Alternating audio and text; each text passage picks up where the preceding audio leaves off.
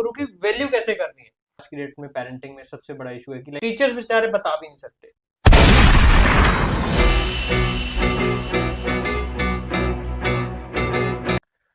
Hello everyone. आज हमारे साथ एक बहुत ही respected guest we have the chairman of Ek Onkar global academy Kashipur, जिनसे हम बात करने वाले हैं एजुकेशन पे, मॉडर्न एजुकेशन पे और the new challenges which people face in the modern education. और जो मेन मोटिव है आज का हमारा वो बेसिकली है, क्योंकि एक बहुत ही न्यू ट्रेंड बहुत ज़्यादा वायरल हो रहा है कि we should go back to the gurukul education system और we should focus on more on the modern education system. हम उस चीज़ के बारे में पूछने वाले हैं सर से। सर, आपके क्या व्यूज़ हैं इस पर्टिकुलर चीज़ पे? बड़ा इशू आज की डेट में पेरेंटिंग में सबसे बड़ा इशू है कि हम जो देखते हैं एजुकेशन सिस्टम के अंदर कि बीइंग पेरेंट्स हम टीचर्स की वैल्यू भूल गए। बीइंग पेरेंट्स हम स्कूल की वैल्यू भूल गए हैं। हम गुरुकुल एजुकेशन सिस्टम की तो बात कर रहे हैं। गुरुकुल एजुकेशन सिस्टम में सबसे बड़ा जो था वो पद्धति गुरु को माना जो जाता गुरु था वो सबसे बड़ी पद्धति थी। हम गुरुकुल एजुकेशन सिस्टम की तो बात कर रहे हैं कि वापस आना चाहिए, तो हमें सबसे पहले तो ये सीखना चाहिए हमें गुरु की वैल्यू कैसे करनी है। गुरुकुल एजुकेशन सिस्टम तो हम बाद में लेके आएंगे इंडिया में, हम तो पहले वैल्यू भूल चुके हैं।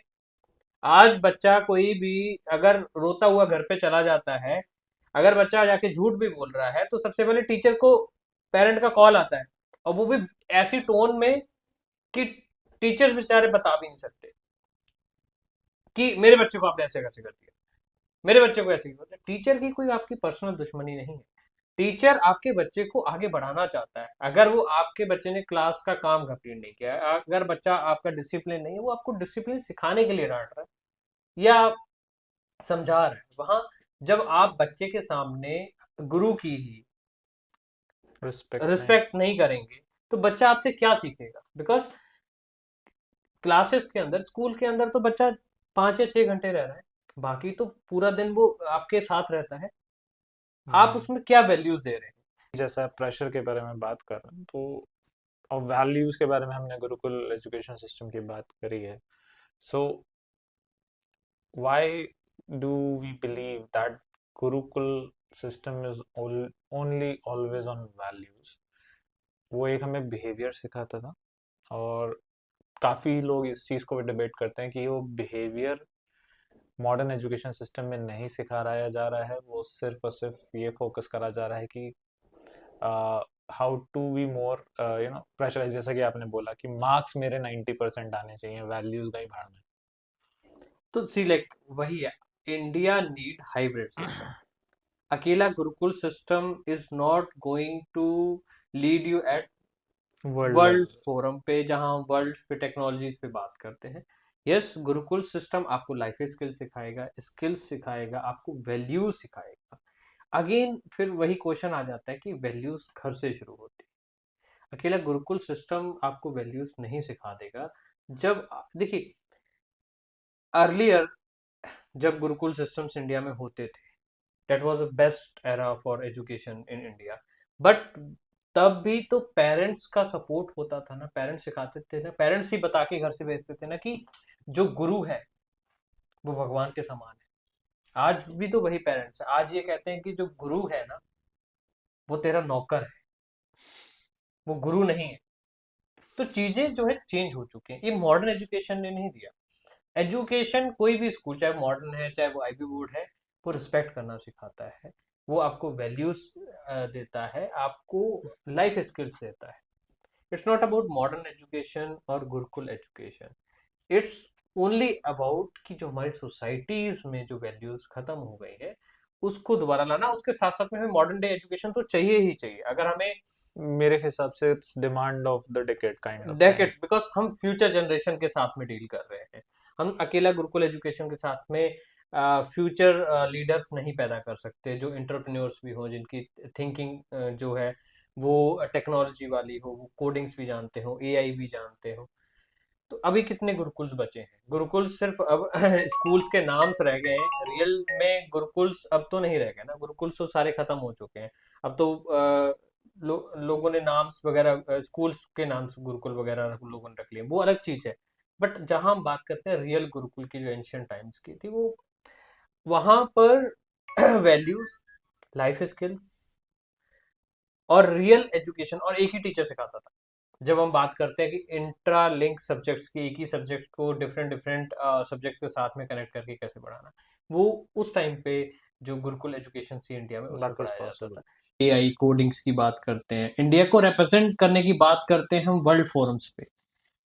और वर्ल्ड फोरम्स पे हम कब जाएंगे? जब हमारा जो यंग है, जब हमारा जो यंग पॉपुलेशन है, जो यंगस्टर्स हैं, वो मॉडर्न एरा को समझेंगे, उसके मॉडर्न एरा के चैलेंजेस को समझेंगे, उसको फेस कैसे करना। आज के बच्चे का चैलेंज ये नहीं है कि उसको बेसिक अम्यूनिटीज जो घर में चाहिए या फैमिलीज के लिए चाहिए, उसके लिए पढ़ाई करके काम करना है। आज के बच्चे का चैलेंज ये है कि उसको सोसाइटी में अपने आप को रिप्रेजेंट कैसे करना है, पहली चीज। दूसरी चीज, वो उनका सबसे बड़ा चैलेंज है compete कैसे करेगा। कि जो मॉडर्न डे टेक्निक्स है, जब वो जॉब सेक्टर्स में जाएंगे तो उसमें earlier was education was to only fulfil the life basic requirements. Now अब बेसिक रिक्वायरमेंट्स नहीं है। आज जो बच्चा है वो डिप्रेशन से भी जूझ रहा है, सोशल मीडिया में भी उलझा हुआ है, फोन में भी उलझा हुआ है। तो वो चैलेंजेस को कैसे फेस करना है। देन उसके बाद जो एरा है, टेक्नोलॉजी का एरा है, उसमें सरवाइव कैसे करना है। अब जब उसको टेक्नोलॉजी नहीं पता होगी, कोडिंग नहीं पता होगी, एआई नहीं पता होगी, इंग्लिश कम्युनिकेशन नहीं होगी, उसकी चार कम से कम जो है कम्युनिकेशन स्किल्स नहीं होगी, हिंदी, इंग्लिश, फ्रेंच, जो भी आज की रिक्वायरमेंट्स है वो मॉडर्न डे एजुकेशन देती है, वो नहीं होगी तो वो कॉम्पिटिट कैसे करेगा। So what we have to do, I personally feel कि हमें mix of both, hybrid model follow. Hybrid model पे आना चाहिए।